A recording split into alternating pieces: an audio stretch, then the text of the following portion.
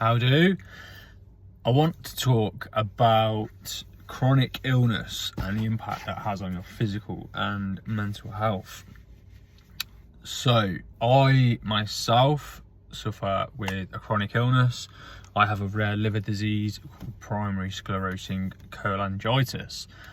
And at the minute, I feel like I'm in sort of like the middle of a flare-up, so I'm experiencing quite a lot of pain in my upper right abdomen and just generally feeling under the weather, which you could probably hear in sort of my tone, my voice.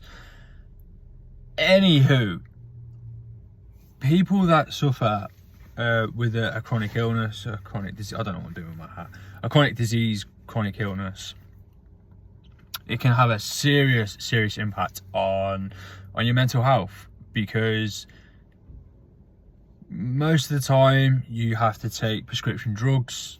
I certainly have to at times to manage pain, which is never ideal. I have to take medication to help my liver function correctly.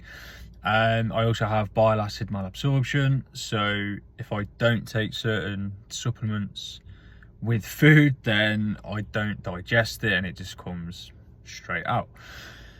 So obviously that has, certainly in my case and people that I've worked with, has an impact on physical and mental health, because mood is low and sometimes you can't get the workout in that you had planned, or you can't do things like day to day that you normally could do.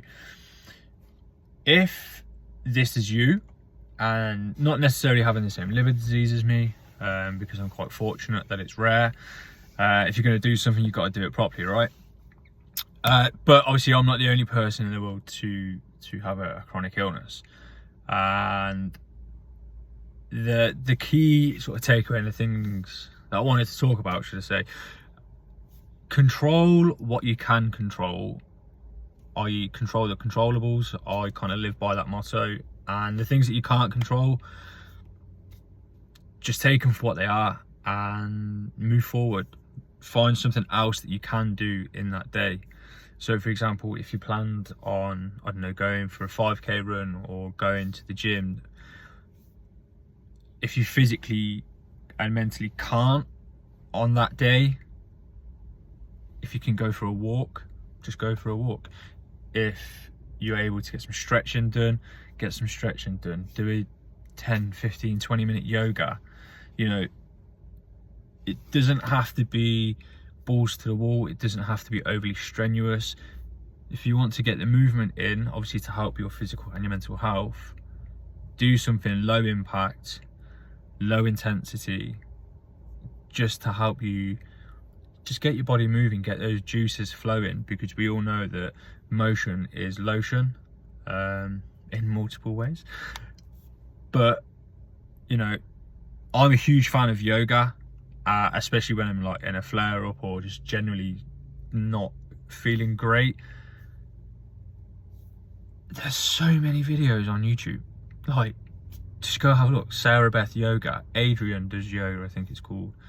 They are two of my sort of favorites, I guess, that I follow, especially when I don't feel very well.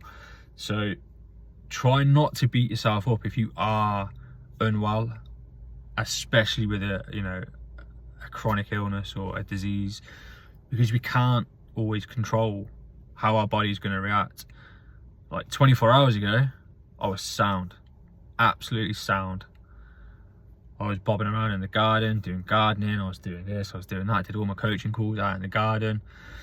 And then about 9 o'clock last night, that changed. I started to feel a bit unwell, and then this morning woke up, intense pain in my right abdomen, and I feel really crappy.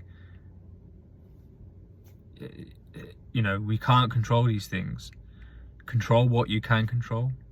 The one thing you can control is up here, and how you respond and how you react to things. That is a key takeaway for everything in life. Control this, then everything else is a little bit plainer, smoother sailing. Anywho, that is my Sunday evening. Well, it's not actually recorded on Sunday evening, but these will be going out on Sunday evenings. So have a great week ahead. Peace.